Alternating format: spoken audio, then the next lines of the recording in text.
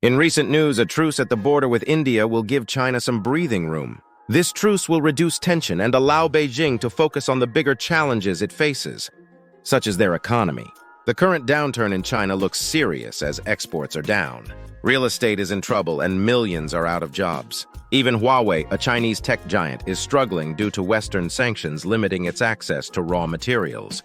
Reports suggest that Huawei has taken extreme measures to overcome these restrictions. The company has built a secret network to access chips needed for its devices. Huawei is said to have set up secret facilities to fabricate semiconductor chips and avoid U.S. sanctions. This move has raised concerns in the semiconductor industry. Last year, with Beijing's help, China armed Huawei with $30 billion in state funding to venture into chip production.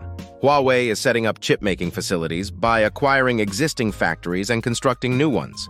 To keep these plans under wraps, Huawei is not listed as the owner of these plants. This secretive approach aims to circumvent Western sanctions and continue operations. Leading chip makers, represented by the Semiconductor Industry Association, are raising concerns about Huawei's secret network. Companies like Intel, Samsung, TSMC, and ASML Holding are pressuring Washington to impose stricter export controls. This competition between American and Chinese chip makers could lead to more tech innovations, or make the market for chips more intense. China is making an ambitious push into chip making with plans to invest over $100 billion by 2030. In response, the U.S. is increasing its investments in semiconductor technology.